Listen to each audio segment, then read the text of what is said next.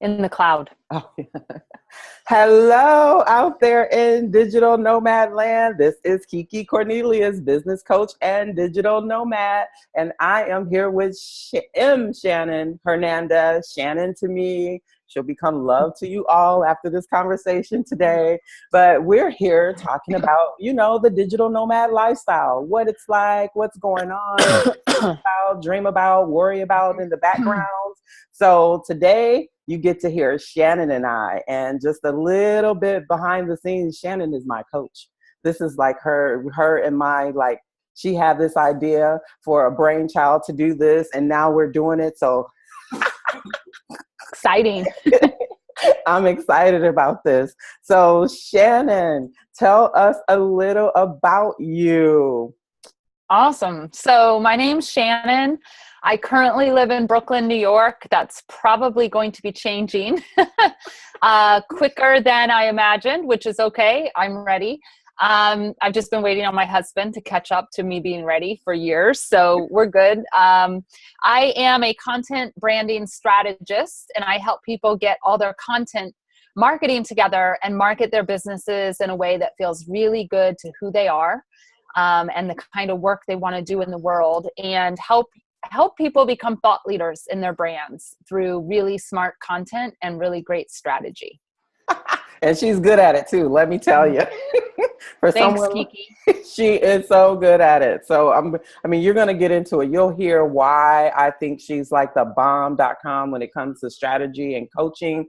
But we're really just going to dive right in here because Shannon has a lot of stuff going on in her life right now. I just came off a trip from Mexico for 30 days. So we're just going to dig in and get to talking about this digital nomad lifestyle. So Shannon, you just came back from 5 days in Costa Rica. Mm-hmm. It was a trip where you knew you were going to be going later on this year. You were test driving how this was going to play out for you and your husband on working like internet and in the same house. So tell us how that went. Yeah, it was really good. Now, we didn't do too much work while we were there because we were only there 5 days, but we did go with the intention of spending 4.5 months starting in November 2017 through April or through March, actually, of 2018. And so we wanted to test things out, like the internet, banking and PayPal from another country, like if there was going to be any issues with that, sending files, receiving files, Facebook Live, all the things that I do to market and run my business. Mm-hmm. And then my husband also brought his work computer because he needed to be able to log in to the server and be able to work remotely through the system that they have in place. Okay. So that's where we went. We also went to check out the location because Costa Rica is beautiful. There's many beautiful places we have never been. So we did a lot of research over the last year of where in Costa Rica we thought we would want to live if we, went there for part-time digital nomad. And we picked a good place. We picked San Ramon. It's in the Central Valley of Costa Rica, so it's in the mountains. The temperature is like between 65 and 80 year round, very little humidity. Perfect.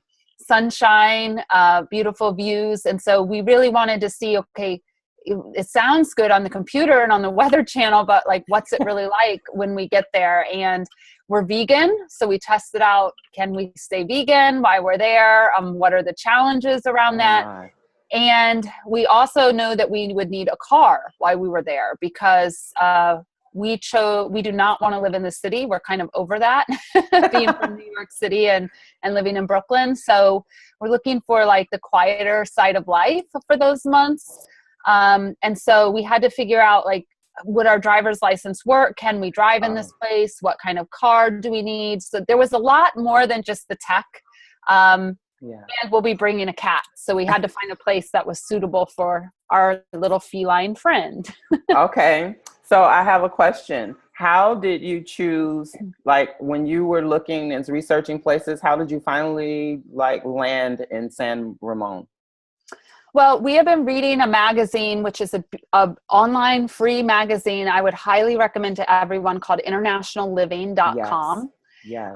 Every country and city within the country where people live are there. And that was really appealing to me. It wasn't like me writing about San Ramon. It was actually people that are living and working as expats or digital nomads in San Ramon. Uh-huh. So we really started reading the Costa Rica section, and we had to pick a place that, there's lots of places we would love to live, like Thailand, but we needed a place that my client base, I still pretty much could keep the same hours, and my husband could work the hours of Eastern time zone within, a couple hours would be fine. So once we realized that, we realized we wanted a warm climate year round, and we wanted beauty, nature and beauty.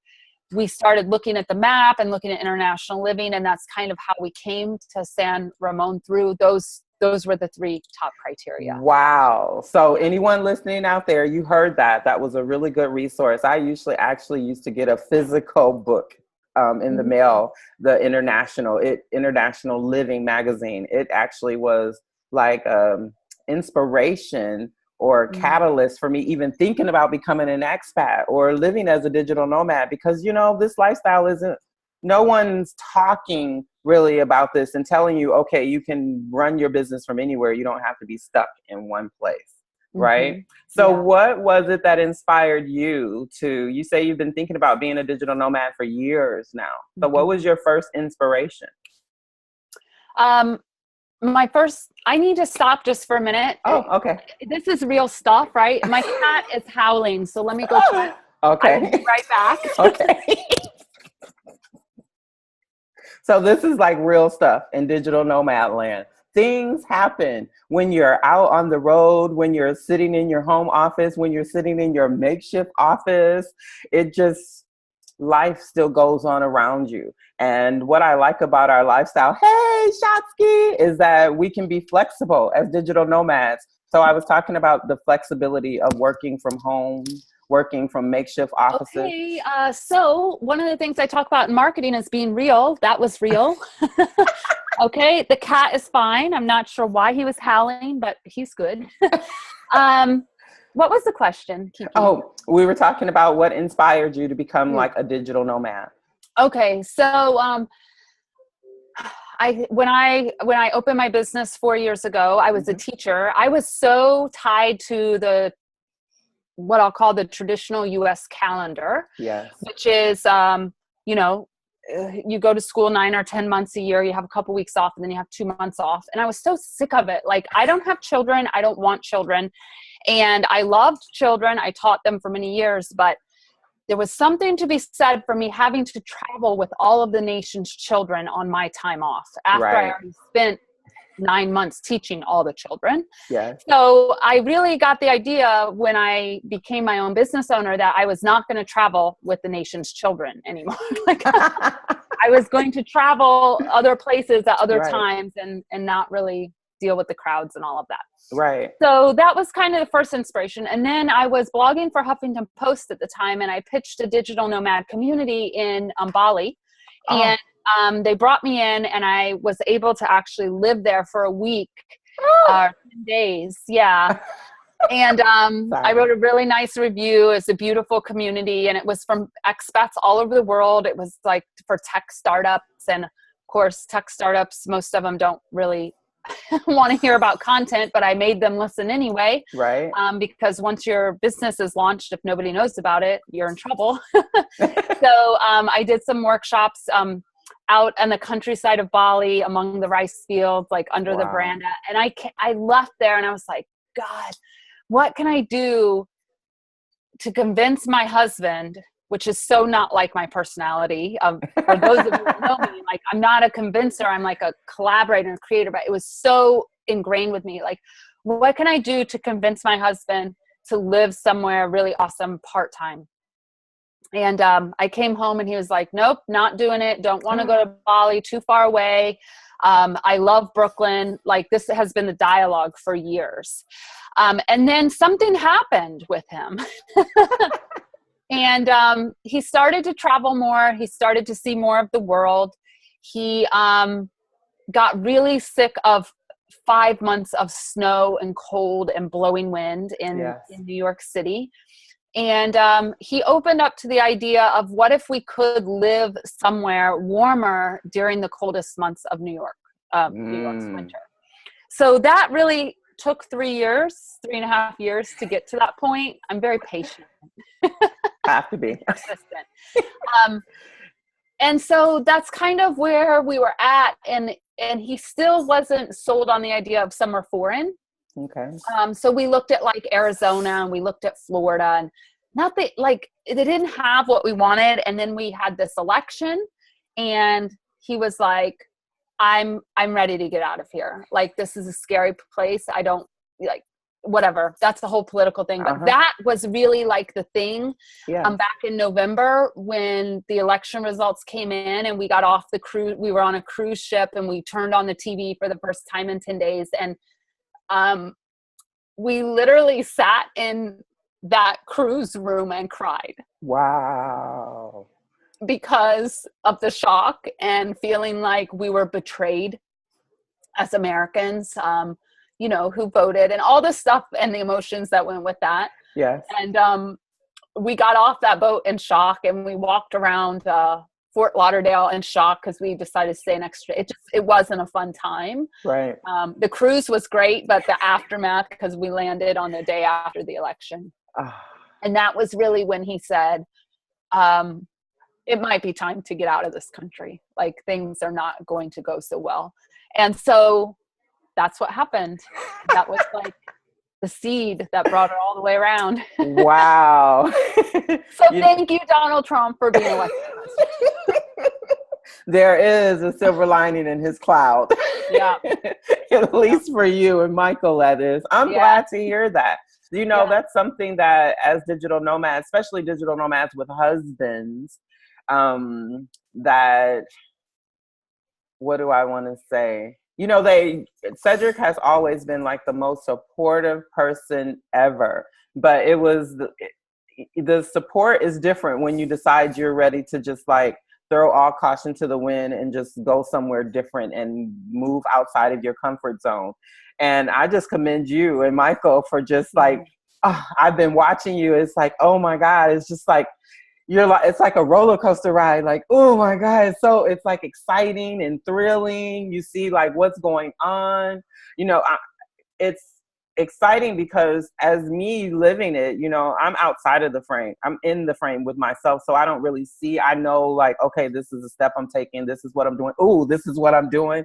But to actually see you doing it, it's like, I really understand like living vicariously. it's very so inspirational. Many people tell me this, and I'm like, I need to find someone to live vicariously through. I need to see out on all the yumminess of being the one watching someone else do it, because I'm actually in the shit, you know, like figuring it out as I go. Well, thank you for coming out of the frame for me. You're welcome. It's been really cool. So another thing I wanted to touch on is like what I was going with us having husbands and stuff. Do you find it like, are there any particular challenges that you go through because, you know, you can work anywhere you want. You can pretty much schedule your day the way you want, but then you have Michael and Shotsky, right? So how does that affect the way you schedule your life and your business? Schedule it as far as travel or just in general? In general. Yeah. Well, when I'm here and not speaking or leading international retreats, I really try and keep to Michael's schedule because I love him and I want to hang out with him and spend time with him. So I would say, you know, when we're both here, I'm working Monday through Wednesday, generally 9 to 5. Thursdays, your special case, KeeKee, I'm usually out of here by 1. And Fridays, I've really just taken for myself as creative renewal day, whatever that means to me on that Friday. Right. Tomorrow, it's a massage, and I'm going to start a new book. Starting a new book to read or to write? No, to read. Everyone's waiting for this next book, whatever I'm going to write. And I'm so not feeling it. It's not happening. Not right now, huh? Not right now. And maybe not ever. And I'm good with that. Like it was a lot to write a book. Took a lot out of me, and it's whatever. I'm in a new place. Right. Right. So we'll see what happens. So I try and make my schedule around my husband's schedule. Mm-hmm. We're also vegan, and I spend a lot of time prepping food for us. So I generally take care of breakfast and dinner. We make enough for dinner for lunch the next day, but I'm in the kitchen a good couple hours a day, chopping things and cooking beans and rice and whatever it is that we're having. Being a vegan is not a fast. I mean, you can be a fast vegan, but it's not healthy food. Right. So I'm very fortunate that I've been able to set my schedule, to do things in between calls, or I'm very conscious of what needs to get done so that we can have the dinner that I want us to have tonight. Oh, that's awesome. So you're a businesswoman and you're domesticated? I pretty much think so. But I'll tell you something, and maybe you're going to ask, but well, I'll wait till we get no, tell me, come on. So, one of the things that my husband and I have been talking about, we were only in Costa Rica for 5 days, but we were like, holy shit, like we could really live here. And what's keeping us from that? And there are some things, like we've got to work some things out. We just bought a house in the Poconos. We're going Saturday. All the renovations are done, and we want to keep the house. Because we want a home base in the U.S., and for tax purposes, we probably need one. Right. So anyway, that's part of it. We want to buy in Costa Rica. We spent time looking at land and looking at property, which is a whole nother story. It was like, whoa, this is like really happening just after 5 days, but it felt so good. It wasn't scary. It was very exciting and light. Amazing. So in order to be able to swing all this, there's a couple options. Like I haven't slept for 2 nights because now my brain's like, oh, this is exciting. Like this is exciting stuff. So the first option is we leave Brooklyn and go to Poconos for 1 year, pay that mortgage off so we can we need to have another mortgage. We have to have a mortgage for Costa Rica. So that was the first option. The second option is we've been looking at tech jobs for Michael that have relocation packages to exactly where we want to live. So what that would look like is leave the place in Brooklyn, get all the stuff to the Poconos, get that house ready to rent so we have income coming in, and take advantage of relocation package, get to Costa Rica. From there, I don't know. It's fine. Like the rest will work itself out, but like that's the preliminary steps. So we're going to build a vision board this weekend. We have decided. So you know what happened when I built the Poconos vision board? Yes. Like accelerated success. We had that Poconos house in 2 months. Yeah. So we decided last night we would take this weekend. We're going to build a Costa Rica vision board and really think about, for me, and I try and get Michael to see this, for me, it's never the how. Like as soon as the decision is made, things fall in place. Yes. He's kind of new to the manifesting world. So. For him, it's the how. It's the how. And that's fine. I'm a strategist. I can give you how all day long. All day long. But anyway, one of the things we were talking about, and I think this is a really important conversation to have, is we're used to a certain lifestyle, right? Yes. Like my business is probably on track to make 300,000 2017, probably between 250 and 300,000. And my husband makes about 150,000. And there was a while that he was the primary breadwinner, had the insurance and all of that. And so the question I actually asked him on the last night in Costa Rica was, would you have a problem with me making all the money in this household? Right. That's a good question, Shannon. Oh my God. Because I don't want to assume that he wants to give up a job or that he's okay not making money for the household. Right. And it was a scary question actually to ask. And you know what he said? He said, I will cook all the vegan meals. I will become the gardener in Costa Rica. I will volunteer. I will help you with the tech side of your brand. If you make the money and we can swing it, there will be no animosity there. Oh my, I love him just as much as you do. Now I see, okay, maybe not just as much, but that is so progressive. But see, that's the kind of things that sometimes we don't think about as we're planning and we're doing and we're dreaming and we're manifesting, is that there are people around us who are actually still affected by the decisions that we make. And I love that you put that question to him. You know, I never asked Cedric that. I think because he always says, you know, honey, I won't have a problem just sitting at home and cooking for you all day. Yeah. And you know, KeeKee, we also said, because you know I have an event called Time and Freedom Live, and my whole brand is really about time and freedom, and what does that mean and how do you get there? And I said, you know, I'd love to have a health track added to this brand. And he's a vegan and a lifestyle coach and a yoga coach. And so we're throwing around some ideas like, what would that look like? Could he teach for the academy? He loves teaching. Will he be teaching at my retreats? He's going to do a panel at my events. So how can I involve him in the brand so that he still feels as if he has purpose for his own life, so that he's fulfilled and interacting with people, but then everywhere we go is dependent on me, right? Like we don't have to worry about tax codes for his job and how long he can stay and how long he can come back. So there's a lot of discussion happening in Brooklyn. Yeah, Brooklyn is hot right now. Yeah, it is. I love it. So has there been anything that you've come across that surprised you?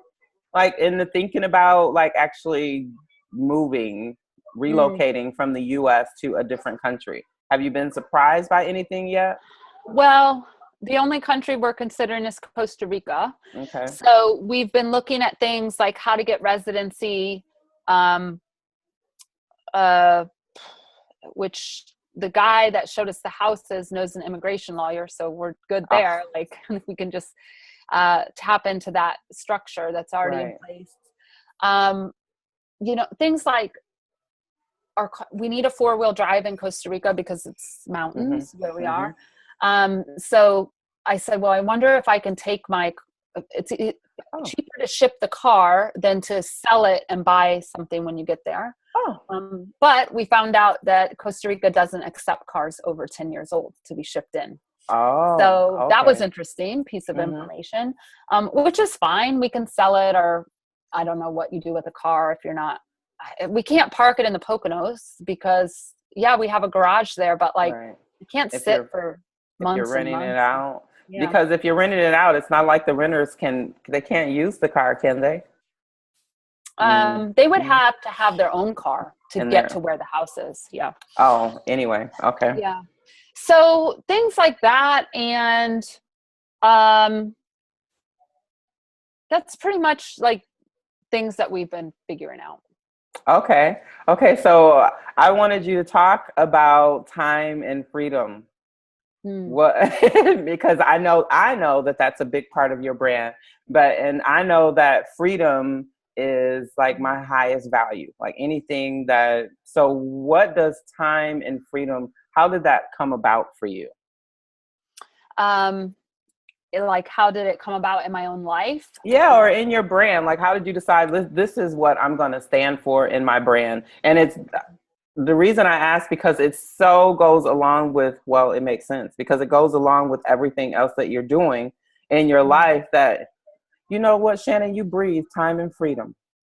Thank you. You breathe time and freedom. So where did that come from? Like, was it like your first inspiration when you stopped working, or did it evolve for you? I think it probably evolved. Okay.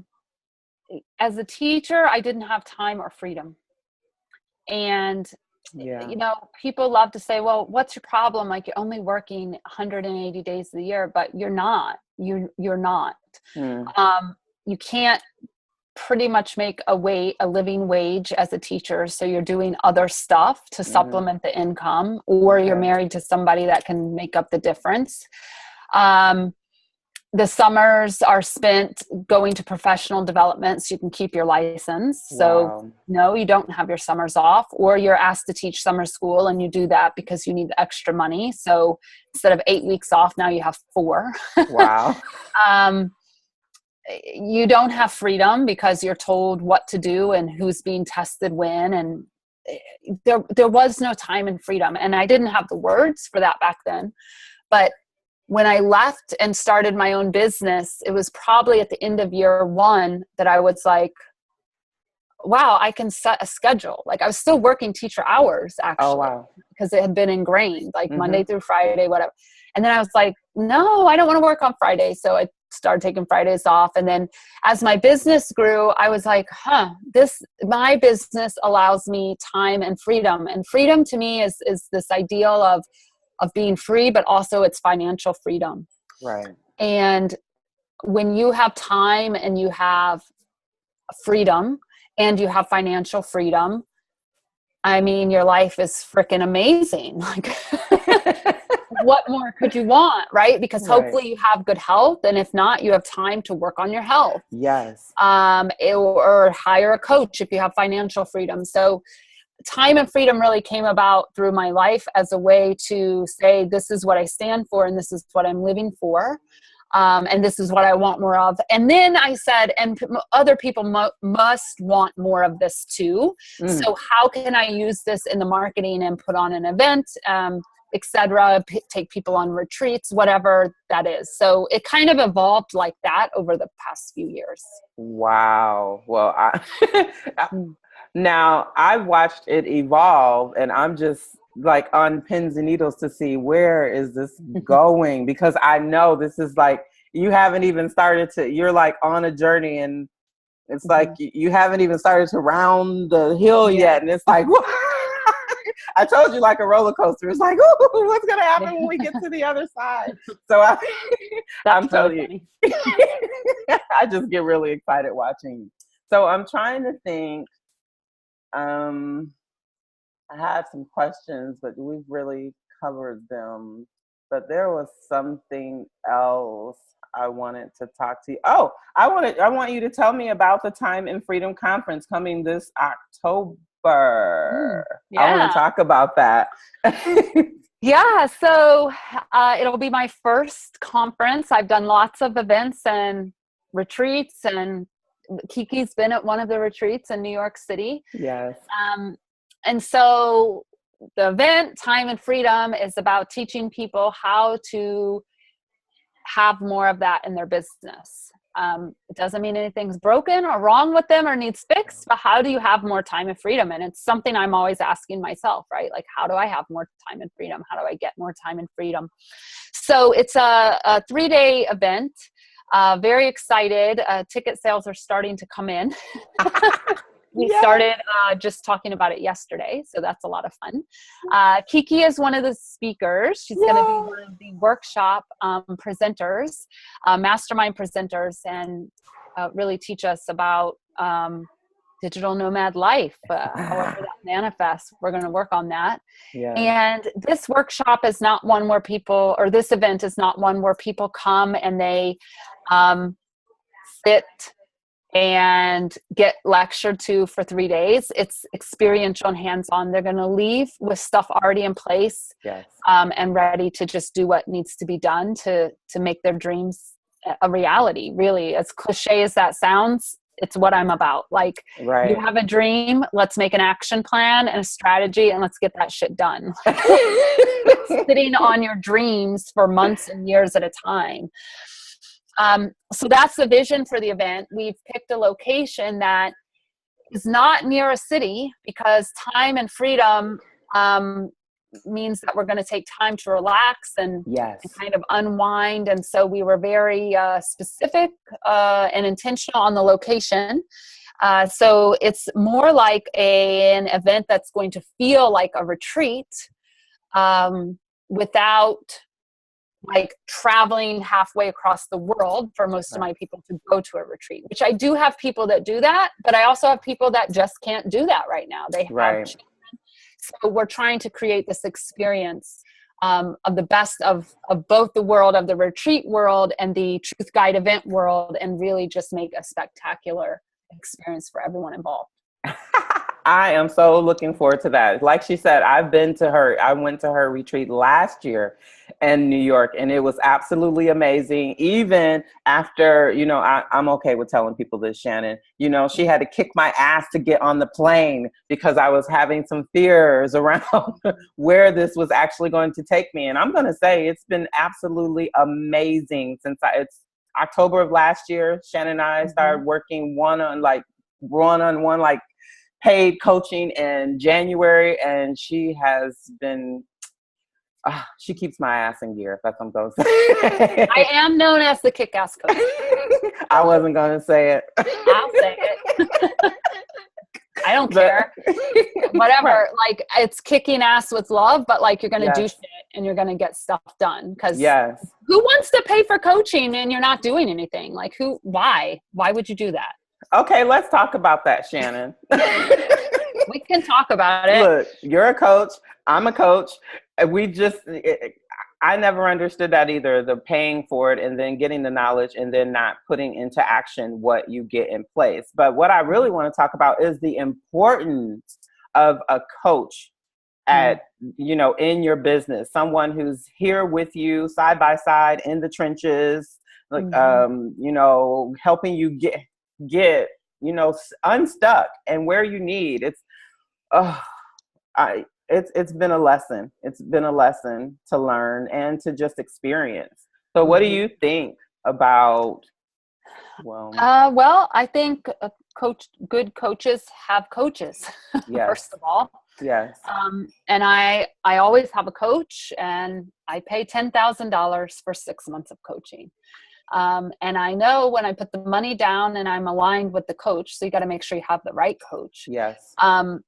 That I'm going to take action and I'm going to get that money back. My goal is always to get the money I put into coaching back within the first month. It's like a fun challenge for me. No way. Yeah. That's so, cool. I've been working with Angela Johnson. Tomorrow I have to mail the next $10,000 check out to her because I'm signing for another 6 months. But in the first 6 months, I think within 2 months, I had made $12,000 or $15,000. Wow! Just from some changes that she helped me implement. So you get what you put into it, right? Right. And I don't freak out about having to write a check for $10,000 because I know I'm going to work my ass off and get it back. And I wish there were a lot more people that ran their businesses like that. I like that. I like the challenge. I think I'm going to implement that within myself, make my money back within a month. I always think it's just the challenge of it sounds like really amazing. Okay, I'm going to talk to you about that offline. Good.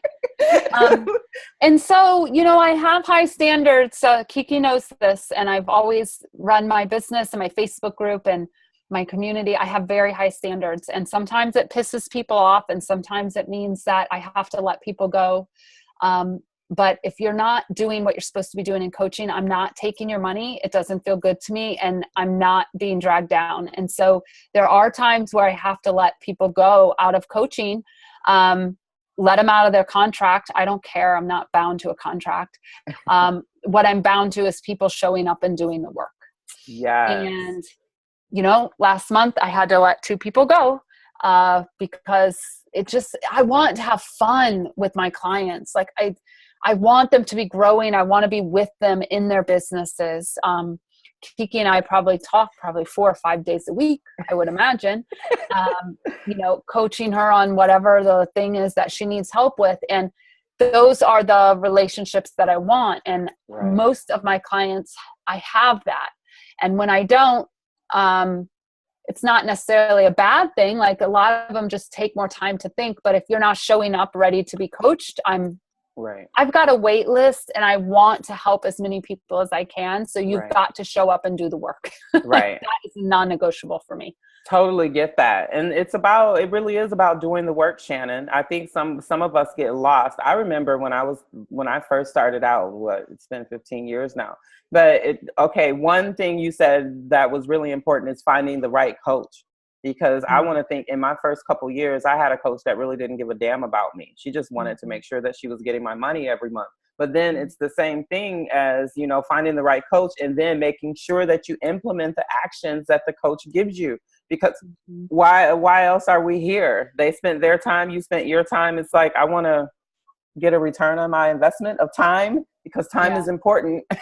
Yeah, it is. And if I'm thinking about your life, it leads to freedom. Yes, that's right.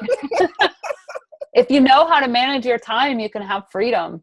Yes. Okay. So that brings me to something else I'm thinking about is the managing time and freedom. And before we wrap, I want to talk about this really quick is how, we talked about it earlier this week, or I think last week, how we get in this business and then we feel guilty about maybe working on the weekends or like you said, for a whole year or so, you were working, still doing your teacher hours. I think that, we have to realize as entrepreneurs how much freedom we really have to like schedule our time and our days and to do whatever we want. But I still get guilty sometimes when I'm thinking about work. Well, I think it is like, where does the guilt come from? I think it's because I feel like I'm actually guilty I feel guilty for working. I know that I have the weekend off. I don't have to be working, but maybe I took a couple days off during the week and I'm like, okay, I really feel like working right now. But then it's like, it's the weekend. You took off you decided to be an entrepreneur because you didn't want to work weekends. Now you're working weekends. So I'm like guilting myself into working weekends, but it's as if I didn't choose it. Like I had a boss that said, you need to show up to work. And if you don't get here, that kind of feeling. Well, I can tell you that we have, my husband and I have made every day feel like a weekend. It's been a goal of ours. And it's been a lot of fun, actually. We have, so to me, a weekend isn't a weekend anymore. It's right. A day is a day. It doesn't matter when it is, but we have leisurely coffee together in the morning. We usually cook what would previously be considered like a weekend breakfast during the week, every day of the week. And we sit down at the table and like have a conversation with each other before we start our day. Now there's sometimes like he teaches an early yoga class on Fridays. So that there are times where it doesn't work, but we've often said more in the last few months, like, wow, it's Tuesday and it feels like a weekend. Like that's something that we really wanted to incorporate into our lifestyle. So maybe that will help you shift some things of what is who cares about a weekend anymore. Right. And I know entrepreneurs that they actually prefer to work on the weekend and they go do all their errands during the week when nobody else is at the grocery store and they're not getting their hair cut or whatever the normal working people have to do on the weekends, right? Because we got to cram everything in. They've just said, I'm not doing that. Like, I'm not going to the grocery store on Saturday or Sunday. I'll go on Tuesday. Maybe I'll work a couple hours on the weekend. That flexibility, man. I'm telling you. I like that. Every day a weekend. I'm going to start that. Mindset, right. Every day a weekend. Because, I will say, like, it doesn't matter what day it is. It really doesn't matter. It's not like I'm really punching a clock. The weekend is any day. Any day really can be a weekend, Shannon. Every day. Every day. Not any day, every day. Monday, it's the weekend. I like it. Right. I like it. Okay, so before we wrap, I want you to tell everyone where they can find Shannon Hernandez. Yeah, you can find me at M as in Mary, shannonhernandez.com. I also have a lovely group on Facebook called the Content Strategy Lab. Fair warning, if you don't participate, you get kicked out. So it's a standard, but it's a lovely community who's building lots of relationships and doing business, and it's good. If I did one thing right, I built a community right. Yes. Yes, that community is awesome. So I want to thank you for joining us for Digital Nomads Talk, Shannon. I really enjoyed our conversation today. And if there is anyone out there listening that's in digital nomad land and you're wondering if being a digital nomad is for you, go over to iliveonvacation.com and take the digital nomad quiz. It's going to help you figure things out. I promise. So until next time, this is KeeKee signing out. Bye. Bye.